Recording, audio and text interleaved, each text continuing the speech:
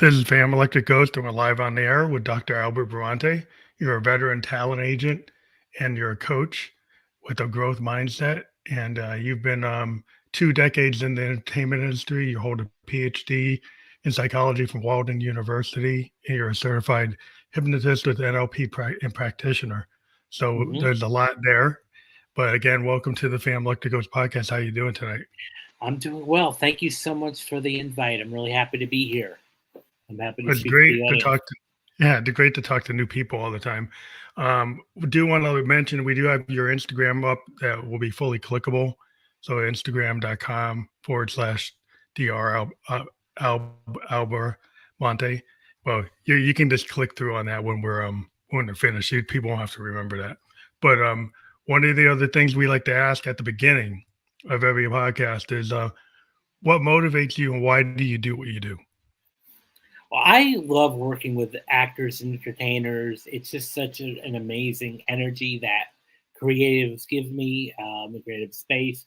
I've always been interested in movies and seeing live theater as a kid and growing up, and just being around the whole essence of creatives really gives me life. And I've always considered myself to be a connector growing up.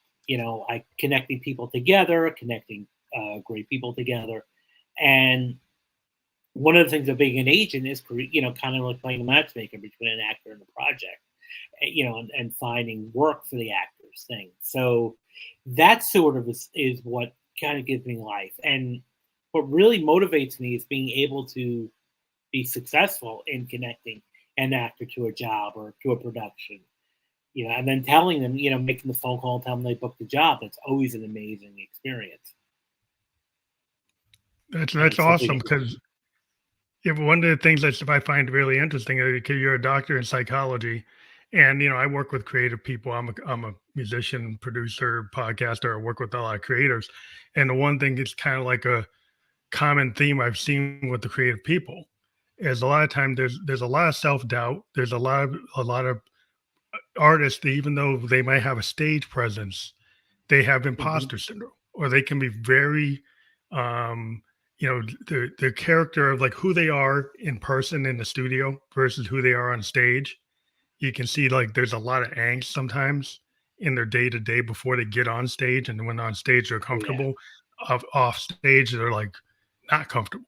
And hmm so I've run into that type of person. Not everybody's like that, but I've seen those kind of issues, and it's interesting in your role having a doctor in psychology, you've been able to maybe help people in a way that maybe most agents maybe wouldn't even consider.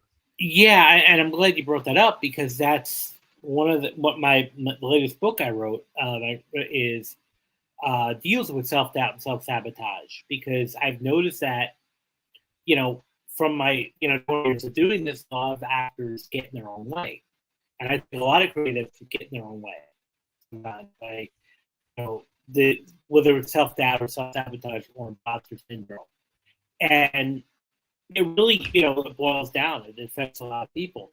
Another interesting thing about a lot of actors, and I'm sure you know this too, is a lot of performers is how much they're really introverts in Hmm. nature.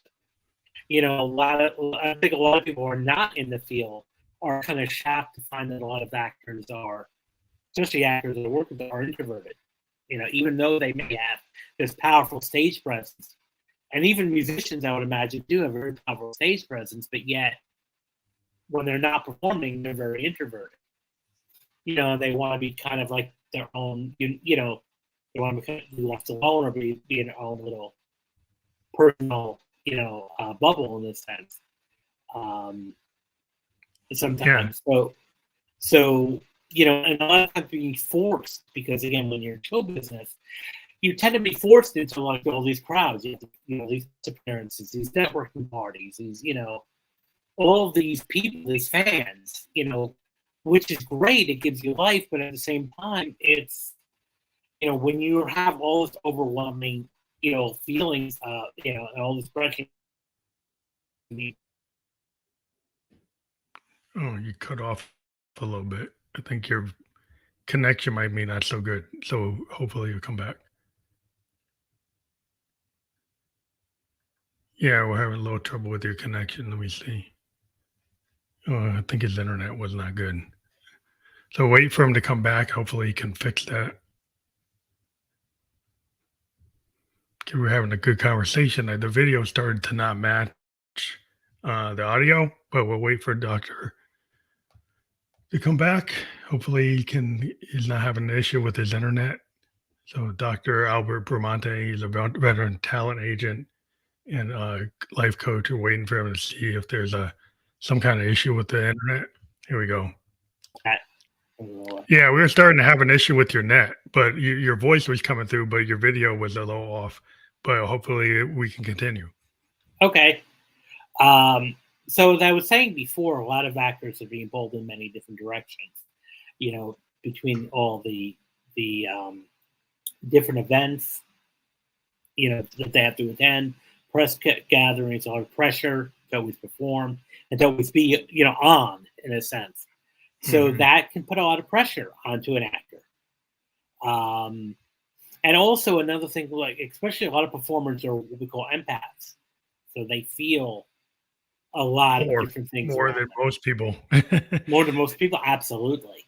And I work with actors, and a lot of times with actors, they take on characters. They, when they in a movie or in a play, and they sometimes are playing this character for months at a time. Mm-hmm. And kind of like a method actor kind of approach. Exactly. And what a lot of times I feel like what is missing all the time in the method actor training is also being able to turn it off. It's easy to turn it on, but then also be able to, how do you turn it off when when a performance is over, when the camera's not rolling? So that is a factor too that affects a lot of actors too. And I even wrote an article about this a couple of years ago on LinkedIn. There's something called post-traumatic stress, which is, how a lot of times taking on a role for such a long period of time, or persona for such a long period, that can actually start, impacting you on a day-to-day basis. Yeah, how do you turn it off? How do you kind of, like, if you're a musician and you're on that stage in front of 200,000 people, sometimes that energy in that moment, it's hard to come down from that. It's hard to come down from your stage persona, and there ends up being all kinds of issues. And I think actors probably have the same situation. Yeah. Well, it's the same thing. It's being able to turn it off, and because even as actors, even though they're playing, something, when you start to perform something, you start to also develop the mindset too, of whatever you're performing. So you start to think the dark, playing a dark character on TV or stage, you start to almost start to think dark thoughts because you hate, acting into that. So, there needs to be training, I think, in a lot of these programs for actors, and I think even for all entertainers, is being able to turn it off. Like when this, you step off stage, it's over. Yeah, it's hard. I heard Bowie, it's kind of famous that for Ziggy Stardust, a lot of the people around him said he stayed in that character even when he was off stage. Because Bowie was like into the dramatic, he was into like theater, so he brought theater to music. And then when he became these characters like Ziggy or Thin White Duke or Aladdin Sane, he'd actually continue it. Like he had a hard time. Seemed to be operating in a method actor format. Yeah, and it's hard to turn that off. From time to time, it's hard to just hit that off switch. And then become connected to who you really are. And I think that this is why I think there's a high amounts of like substance abuse in the entertainment industry, in the show business world, because you need somewhere to numb and escape the pain. Yeah, there's so much, like you get on that train and they need to kind of be numbed, like you said, to get the noise, get rid of the noise and find a way to get to like isolation. And this is the weird thing with artists, like you said, there's a lot of times they seem to be so connected to the audience. But if you're an artist, a lot of times you're alone with your thoughts. You're alone in the creation period, and there's not a lot of people around, right? And so and it seems kind of counterintuitive, but a lot of times they're very kind of isolated people. It is a counterintuitive, and I've even heard a lot of our artists say, especially when they're performing on stage, there may be hundreds of thousands of people in the audience. They don't see or hear any experience any of that because they're on their own little world performing. Yeah, they're in the zone. They're kind And of in they're the in the zone. zone, and that's it. And so that's where I think this leads to a lot of self-doubt, and also as the artist's career is can be very fulfilling, but it's also one of the most unstable Yeah, it's very careers, unstable. because there's not a 9 to 5. There's no guarantee that you're going to find work today or tomorrow, especially actors. I mean, there's hundreds of thousands of actors, and only a limited number of roles available. So Yeah, so if you get big on one project, doesn't guarantee you're going to be big on all the projects. no, And are you going to get pigeonholed? Like if you play that villain, are you always going to be the villain, right? yeah, If you play that certain type of archetype, are you always going to be that character? And you might want to go and do other things, and you go do a stage play, but it's like, if you get pigeonholed, then you're stuck. of course, and you're typecast sometimes, and I've a lot of times what we don't realize is that the archetype or the persona of a character could be totally different from In the the first, actual person, the actor, the actual human being, behind that. There was even here not little evidence, like with the star of Sopranos, James Gandolfini, Tony Soprano. What I've heard a lot of times was how different, he James was. Gandolfini is from Tony Soprano, Yeah. and he had a hard time a lot of times on set doing a lot of the, playing Tony Soprano in a sense Yeah, I because heard like, yeah. That's a difficult thing because you think about Heath Ledger and he had a lot of capability. You see, Brokeback Mountain is not the Joker, like right. So he had ability to go pretty wide. But they yeah, said when he got into the Joker, he really kind of method acted that, and it was hard for him to get out of it. Like the stories I've heard, but yeah. Well, it definitely was getting out of character. It was tough. yeah, that might be a very difficult That was thing to definitely, do. Yeah. yeah. Philip Seymour Hoffman, another tragic case. Because Hmm. a lot of times, these actors are so good at getting to character, but they're not so good in getting out of it. Is a challenge. It's really interesting because the training is probably so focused on the performance. It's kind of Yeah. like in the music, like all the record company and your AR people care about is your performance. They don't really care about all the things that lead up to it, as long as you can do that Hmm. performance and keep on repeating it. And Yeah. and sometimes it seems like you have to. Some people like the chaos and the angst and the demons fuel the art, and then the apparatus around you said, "Oh, well, that's what fuels the art. So we got to keep them in that zone." Yeah. So then you're not getting any help from the people around you because they want to kind of perpetuate it because they're living off of it too. Yeah. Well, it's about money, and it's like sometimes getting an actor to go to a dark place there's a cost to that, because they're a human being.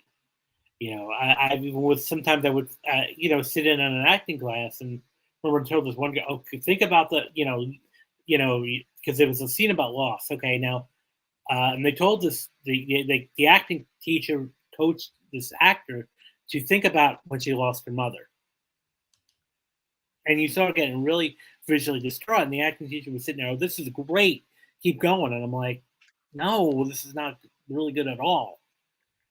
From a performance point, yes, yeah, I could see that. But on a personal level, I'm like, this is going to wreck her for days now. And so that's a paradox a lot of times when it comes to performers, and so and I think also with overcoming self doubt, and I talk about this in my book, is language patterns too that you use. Mhm. This is where it comes in my NLP training too. A lot of actors will describe themselves as struggling artists or starving artists. Like here's Mhm. even in the musician world, it's like I'm a starving musician. Yeah, it's like a legit it makes you legitimate. Like if somehow your art is more legitimate if you haven't sold out. So you're more like, "Oh, I'm more like Lou Reed and the Velvet Underground. I'm more like Yeah, Alex Chilton because I'm really hardcore and I never sold out." Wait, so you're like that, then it's like, "Oh yeah, you got the rep, you got because you're not trying to just be in the top 10, you're trying to live it, you know, yeah, like Lou Reed, like lived the wild side, you know." of Same course. idea, or Alex Chilton, he was considered to be in that kind of same mold, but Yeah. And that can sometimes lead to, again, self-doubt because that creates that, you're so entrenched in an identity. And that can lead so to how do you shake self-sabotage. that off? Like, how do you Uh, shake it's that self-sabotage is like part of your craft and you're actually being encouraged to do it as part of your work, but then you well, need to have like a survival mechanism. So how do you shake it off? well, I think, a lot of times with self-sabotaging behavior, a person, anybody doesn't realize they're doing it very often.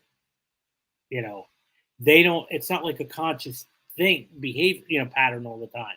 So I think just recognizing it and helping someone recognize that this is, you're getting in your own way, that can lead to problems. And I think just getting, helping someone get to that and realize that they're the own worst enemy right there. Mhm. And even by changing your identity, like I often tell actors, I'm like, you're not a struggling actor, you're a working actor. You're a professional working actor. And when you internalize that, I guarantee your audition performance is going to increase. You may not book every job, but I can, confidently say your booking rate's going to increase when you develop the mindset of a professional working actor. And you have First, to identify as an agent, like the personality traits of the people you're working for and figure out like what approach is actually going to reach this person.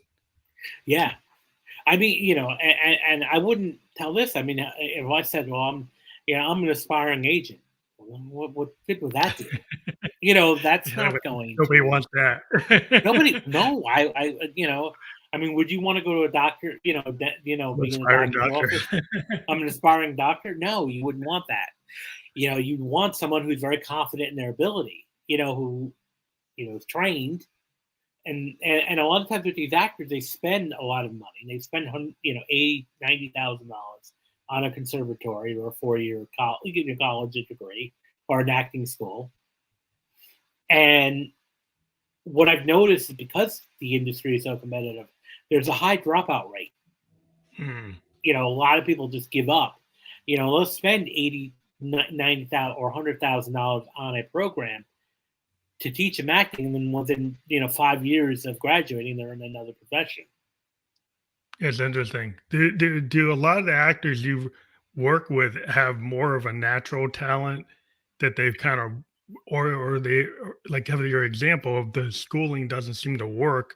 Because a lot of times with musicians, it's not the guys that went to Berkeley and the conservatories. It's like a lot of times it's people who just seem to have their ability and they find their spot. Is that the same thing with actors? Similar, yes. I mean, I do definitely. I'm a big advocate of training. As an actor, I think you need solid training as an actor. In my experience, but I also think that there's a lot of personal component. How well can you read other people? How well can you connect? I think it's a skill that everybody can learn, but you have to, your mind has to be clear. Hmm. Your mind has to be clear, and you have to be really motivated, and you also have to be coachable too. Yeah, 'cause I'm And wondering, trainable. like, do people really learn it by doing? Like, a lot of musicians, they go to the Delta to get into blues. They get under the tutelage of some blues guy, and they kind of like a Stevie Ray Vaughan. He didn't go to school, but he was like hanging around with Albert King and Yeah, listening to Albert King, hanging around all these bluesmen, and they're just doing it. right? A lot of times musicians, it's like they put themselves in their environment and they get the 10,000 hours of practice, right? They Yeah, do the work. And so I think everybody does the work, but maybe it's not as formal. Maybe it's yeah. like Well, informal. Yeah. it's still training. Whether Yeah. you're, like in your example, Stevie Ray Vaughan, working under people, it's still a form of training because he's still learning from the masters, and future musicians learning other people. But it's the key thing for what I know, because I'm not well versed in the musician world, but I do know that it takes thousands of hours of practice, in order to become really good, decently good. And I've known musicians who would spend hours a day practicing. They would spend six, Yeah. It's seven, eight kind of hours, like 10. your routine. Yeah. It's your routine. It's kind of your muscle memory. Just like you practice for that 3-point shot and you're an athlete, the reason you hit it like 90% of the time because you did the Hmm. work. And if Yeah, you're learning the bass, to be able to play that bass and sing and not, have to look at it, you do the work. Like you do the work in the instrument, you eventually becomes a muscle memory. You just know where the yeah, chords are, you know where the notes are. You don't have to. And then the question and then becomes like you bring a guy like that in the studio, and then yeah. he's asking like what are the chords, what are the what key is it, and they really know it. They can hear it and they know it, but they're still asking. He's like, why are they doing that? So then that's like the self-doubt. Like you know enough that you don't have to, you know what key you're in as soon as you hear it, Hmm. right? Why are you acting like you don't? Exactly. And it's the same with that. I mean, acting is also an instrument too. Like you're acting, you're an instrument too. So it takes thousands of hours of practice too, even beyond the degree, whether or not you do that. I mean, there are plenty of actors, well-known actors, who never really went to formal acting school, but yet Mhm. they're really good, but they also spent thousands of hours practicing, whether Yeah, it's they in did the work. theater groups, training. Of course, they did the work, just like any good musician would do the same thing. It's not, and some people think, and I hear a lot of people who want to be movie stars will tell me, oh, I can just do this very easily. Like, no, you can't. You cannot, you know, because when you have a camera and you have lights in your face, and a lot of times with actors, with acting, especially with film, or even theater, you have to do the same performance over and over again. And it still has to be organically every time. So you could be Mhm. doing the same line over and over again, or the same scene, emotional scene, and it has to be the same organically every time, as Yeah, if you're doing it for the first time. and a lot of it is not just your words, it's like how what your eyes look like when the angles, knowing how to use the camera and Hmm. knowing what it's gonna look like the way you're doing it. So you have to have this like awareness. Like you gotta read the room, read the scene and know how you present, right? And then that's the talent to know how to present for that scene for what the director and the writer and then Yeah, your interpretation of how to actually, because a lot of times there's like nonverbal stuff with your eyes. I spent a lot of time looking at like a lot of older films from the 50s and 40s, and there's a lot of concentration on the physical, like the getting close-ups, and it's the look in the person's eye. It's the way yeah. they're moving their lips. It's all those facial expressions. Again, because as an actor, you're parroting somebody else's writing, but it has to appear like it's you organically coming up with these thoughts, these emotions. They have to feel real, because otherwise, that's the only way you're going to sell a performance, or move the audience in your mind. And again, that's about connecting to your character, and that requires a lot of you know deep reflection, and again, thousands of hours of practice. Yeah, it's just some people seem to have, and that kind of creative spark that they're kind of built to do that. They Yeah. and they go through the training, but they have some natural capability. And not that people can't be taught, but it does seem to be Hmm. like there seems to be there must be some kind of spark in these people that has like the base DNA. Like it seems like they're kind of meant for that. Yeah. Well, and that's why, like, it's the people, the same thing they say with the musicians and the actors. It's the ones that are willing to do everything at all cost, and anything at all costs. Like even the musicians or the actors that you hear stories of, they had to live in their car, Mm, because they were home, because they had to get, but they were so determined to yeah. succeed, and they did it because they put their mind to it. And so what I often think again is, if we put our mind to it and we're really serious, then we can be much more successful and not just be a slave to the environment in a sense. Yeah, because the idea of being a starving artist and getting a different mindset and actually saying, "Well, I'm gonna be the successful artist," and there's nothing wrong with that. Like, the Mhm, idea there's something wrong with being a non-starving artist, but, like, well, what's wrong with being a successful artist because I have a purpose, right? I have a purpose, and I mhm. wanna be this conduit for the arts, and I feel I can do it through acting, or maybe Yeah, I can do it through directing or writing or whatever. of course. And as an actor, you're a storyteller, and you're moving the audience. So, think about your purpose of being this inspiring light to the audience, moving them, and so it's all about just, you know, the audience has, everyone has a right to your performance. So, and you have a right to succeed. And I think also a lot of it too, with self sabotage, comes with our beliefs about money Mm. and wealth. And I think with money, a lot of people have a very conflicted relationship with against the money, because we're taught sometimes in lessons that, oh, money is, the root of all evil, and money makes people bad. And we may have heard these messages growing up, whether it's from indirectly or directly from family, or from society, and then we internalize that, and not even consciously. Mhm. And so if you have the belief system that money is the root of all evil, even on the subconscious level, you're not evil. So so that you almost repel money in a sense. Yeah, it's like the law of attraction. Like the law of attraction, like you're gonna go toward what your kind of energy you're putting out. So if you feel that, wealth and success is like not the vibe that you want to be on, not the frequency, then you're gonna kind of bring not being in that zone to you. And Hmm. then you're gonna continue in that frame, kind of like a codependency, and you're gonna be stuck in that loop until you finally have this like this epiphany that there's nothing wrong with doing that because Yeah. it gets my art to bigger. If I can reach more people, well, I might make money. Like, but I'm actually my Hmm. message is coming out, my art is coming out. What's wrong with that? I'm actually reaching why I do Yeah. it in the first place. Like, Yeah. Of course.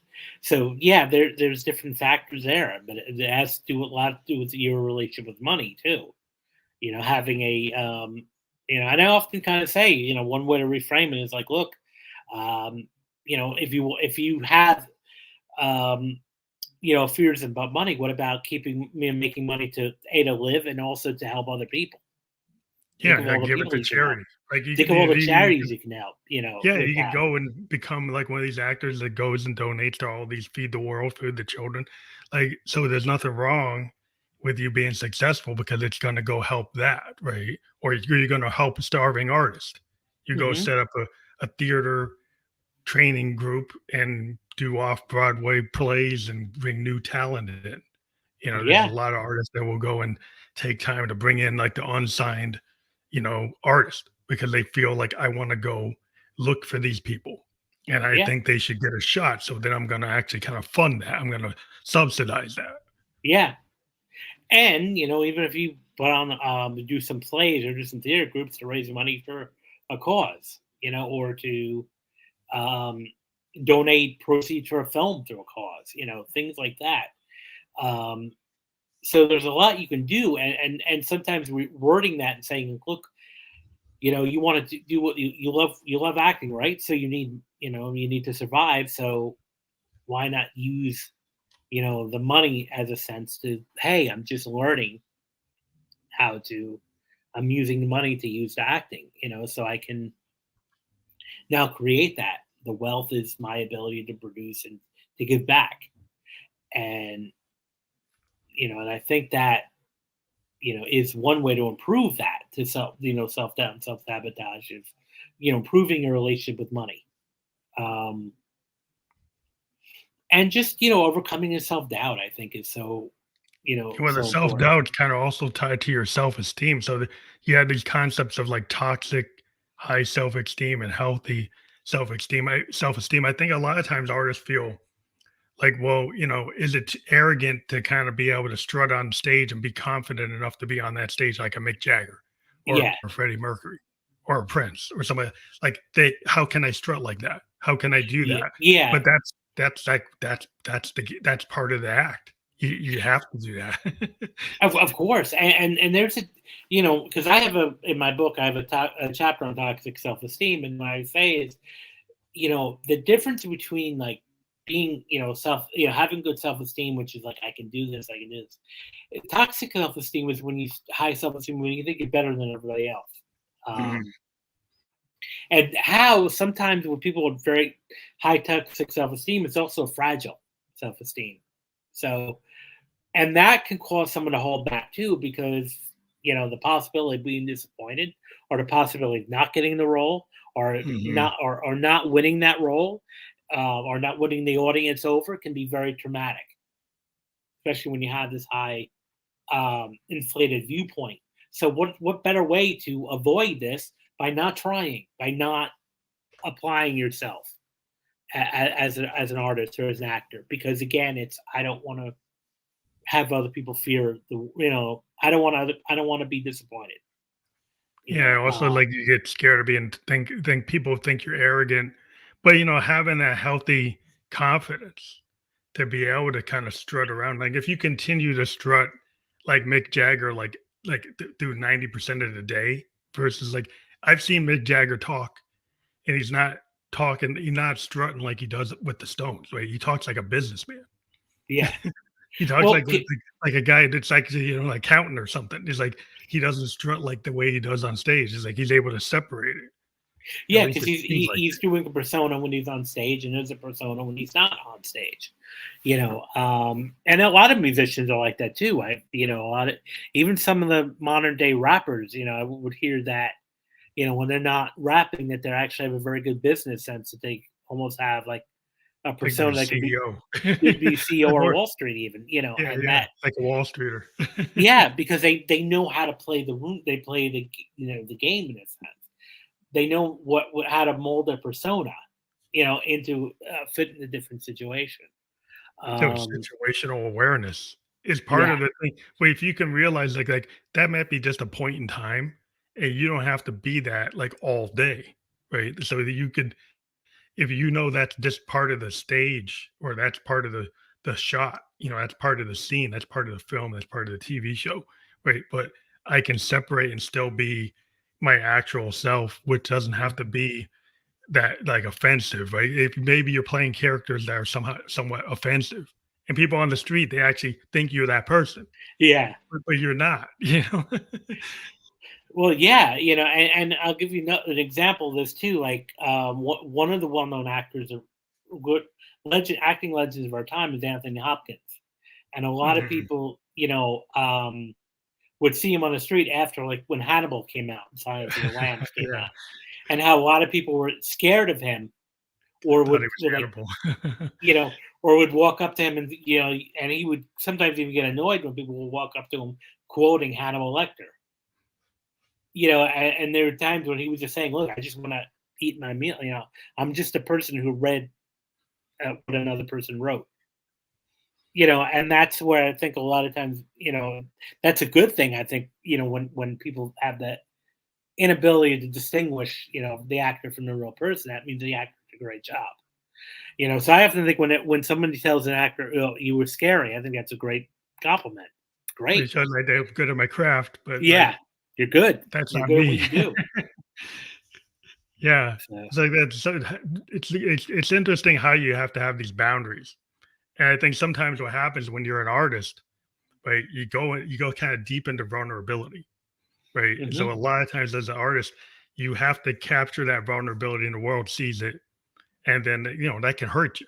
Like you Yeah, said, it can actually damage you. And it's kind of like if you think about like a wolf chasing a deer and the deer gets away and it kind of shakes it off, it physically like shakes. And somehow we've lost the ability to know how to shake stuff off from that trauma. Yeah. unless you actually talk to somebody like yourself and teach people like what's their method to kind of do what that deer does. Yeah. It's just being able to shake it off. And again, sometimes it just might be movement, maybe, getting up and, running around a little bit and just, getting, just physically loosening up your body and getting rid of that time and just not even thinking about it. Um, but a lot of times, again, these directors and producers are not really trained in this area. They're so focused on getting that good shot or getting that, the money shot, getting the person, who's a wreck and not calming and de-stressing them down before, the day's over. So does the movie industry realize that maybe the director is never going to be like that kind of person, but maybe they should have consultants like yourself on I the would do. set? I think that's a great idea. And I would hope at some point that there are more of us on sets like this, especially when there's, I think even just, but like normal benign content too. That's not necessarily too traumatic. Just sometimes, just being able to get out of, the mode Yeah. of getting out of the Oh character, I yeah. think could be really helpful. Yeah, if you Um, actually had that as part of the process, like after you go through such an intense scene and maybe had to do it so many reshoots on it that okay, yeah, the director's done with that, but now you go to a person like yourself and you help, bring the actor back down. yeah, yeah, break their state, change their emotional state, and just getting them out of that. It's over. You're no longer in that, fight or flight mode anymore. But a lot of times people don't look at the big picture, like the holistic picture of do we want to have these actors actually be healthy so they can continue to work, or do we just care about the short term? The And short term is that's this film, just this moment, instead of looking at the whole piece. that's Maybe I'd like to have this guy for my next film. exactly. I want this guy disturbed so he can, do a great job later on. And that's a cost. That's definitely a cost. But and then kind of like I think even training actors, even maybe there's a way to get to that dark place without really having to go to that dark place.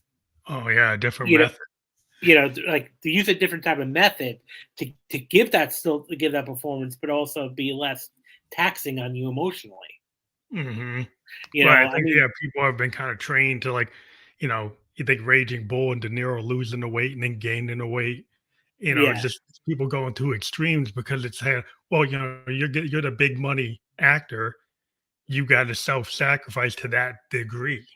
And of is course, that really necessary when you could wear a fat suit? When you could do exactly. CGI? Do you really need to do that? Yeah, well, nowadays, I mean, especially with AI now coming out, I mean, you could really, have anybody do anything. Yeah, you don't You know, need to do that. you Though, don't need De to. Niro might say, well, look, that was good for the role, and you could say Pacino, Dog Day Afternoon to get all that frenetic the way he was. It's like, how did you get so frenetic? How did you do that? But it's like you got in that mind frame. Yeah, But is that hard to, how do you get out of that mind frame? yeah. I mean, I think just work, rotating, um, getting, one of the things we do often do is break the state, which is like, sometimes just quickly asking somebody like a random question, get them talking about something immediately afterwards about something totally unrelated. Mm. Um, it could be like, someone gives an emotional scene right after the scene's over. Yes, and okay, what's your favorite breakfast cereal? Talk to me about that. So they're Totally, out of that. totally out of left field. Yeah, Yeah, yeah, get that's the your whole mind thing. off of it. That's one way to do it. Just get your mind off of it immediately. That's a cool Um, thing. A lot of people probably don't think that way. But no, can have no idea. It's like, oh, you know, it's just over and that's it. yeah, Without kind of like, it's like with the musicians that they go from the big stage right into the bus or yeah, right into the plane or right back to the hotel, and then they're like, you went from like 100 down to zero. yeah. Maybe you shouldn't go from 100 to zero. Maybe you need to kind of Maybe not go to do that. 100 to 70 to 60 to 50, and then Yeah, slowly go step down it there. down. Yes. which, Yeah, they don't think about it because the schedule says you gotta get back on the bus because you gotta get to the next place. of course, Where because now where you get maybe you space it out, but then, then your manager is like, "Well, I can't space it out because we need to do A, B, C, D, E," of course, yeah, yeah, and there's it's money too, because unfortunately, a lot of these actors and musicians are viewed as a commodity more than a person, human being. Mhm. Then I guess it's up to you as the actor to start to value that, right? So once you start to realize I don't have to live like that, right? Like I don't need to be in this chaos state to do my work because a lot of times I always there's this whole thing about some of the great singer songwriters, that a lot of people liked their work when they were actually in bad state. They were like James Taylor, like Hmm. when Fire and Rain, he was like addicted. He was in a depressed state. Then when he finally got married and was happy, he did an album and nobody really liked it Right. because it does he have to be in that depressed bad state to actually do the art that you like. And then the industry is like, well, you need to get back to that. It's like, but Yeah. back to that, like it could kill me. It's like I don't know Uh, if I can get back to that. of course, there's going to be a cost to that. If you do put them back to there, if you don't get them out of there. Yeah. And then once you realize, like, how can I actually put myself in that fire and rain state without actually being in the fire and rain? Yeah, You know, totally, how absolutely, can I write that kind of material without having to live that? absolutely. So, Which yeah, is a good trick point. because a It, lot of it's people it's hard because some people feel like, well, I don't know if I can do that. I mean, Yeah, I you don't know if you can do that. And it's hard to think about that, but that's important, yeah, to be that's able to do that. just trying to be healthy is hard in this industry that might not be so concerned. Like you said, you're a commodity. So how do you get from being a commodity to being treated like a human being? Yeah, and that's where I think we have to help actors remember their humanity, that they're human beings, Hmm. and that they're valuable human beings too. And that we care about them, and that's where I think um, even getting breaks. And because a lot of times actors are working 14, 15 hours a day on set, uh, or even in a theater, Broadway, putting 8 shows a week, that they're not given enough time to decompress, Hmm. between performances. So That's really important because I think if you start thinking about like the idea of how do you frame like that kind of train? You get put on this train and you mhm, can't get off. But then maybe there's a fear of failure. Like if you ever ask to get off of that train, then your opportunity goes away because that's what's expected. So yes, like if you start to say, "Well, I need a little more breaks," and say, "Well, nobody else gets breaks," it's like we don't do that. yeah, because again, time is money, and all of that, and and the thing, the actor needs a break, at time, or the musician needs that break, if they But I want to. think failure, like I think there's a tendency to want to be perfect. Like there's like I'm a big believer in the idea of happy accidents Yeah, as a creative person, kind of being in a flow state and then capturing that. And there's other people that they're looking for perfection to the extent that it becomes like really detrimental. overwhelming. Yeah, Yes. like you do 100 takes when really the first three are actually good, but you Yeah. keep on doing them, and it's like, what's the point of that, right? Like, there's a lot of Yeah. times with musicians, like it's usually the fourth take. Once you get past to like 100, that like you get diminishing returns. It's like it really probably is a lot better at their earlier state. It might not be perfect, but it actually is closer to what you wanted to do. Of course. Yeah, and there's one thing, and especially in the neuro linguistic program NLP world, there's no such thing as failure. There's only feedback. So we kind of look at failure as being more of a feedback. Like it helps you Feedback loop. grow, Yeah, feedback and loop. it Yeah, makes you more human. And if you think about it, one of the things that we're over attracted to as viewers is outtakes in TV shows and movies, because yeah, it's they want to see them. yeah, because it makes everybody human. It actually adds to it. This is why like, a lot of people used to like going to live TV recordings, because you would see the actors occasionally flub See the them do line. it. See And the it's funny because ejaculation it adds. actually do it. You see him do it. It's like, oh, that's what how it goes. See Mary Tyler Moore actually do it. Yeah, You know, because it makes it's a humanizing element. So yeah, it's it's real great. important because I think that the whole idea, like a lot of times, like in music, we talk about how there's like when we get a little more advanced, we start talking about there's no really bad notes. There are opportunities. And in jazz, Herbie Hancock and Miles Davis have talked about this kind of ad nauseum. It's like when you're doing fusion or you're doing bebop like live, like that so-called perceived missed note is a lot of times an opportunity. But if Yes. you don't look at it that way, then you'll think you wrecked the whole set, right? But if you actually say, "Hey, this is a chance to evolve the song," that's a Hmm. different mind frame than saying, "I wrecked the song." Right. You know?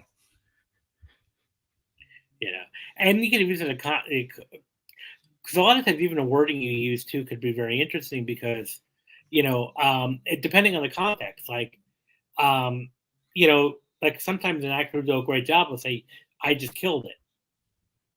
And that usually means a good thing, even though some Yeah, people who yeah, might that's a not be good in thing. the industry might sound like, "Well, that sounds bad." No, it's not. It's actually a good thing.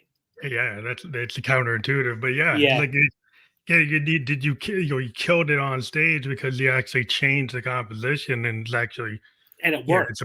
it's better because like I could go and use the DAW and repeat exactly the way I did the master.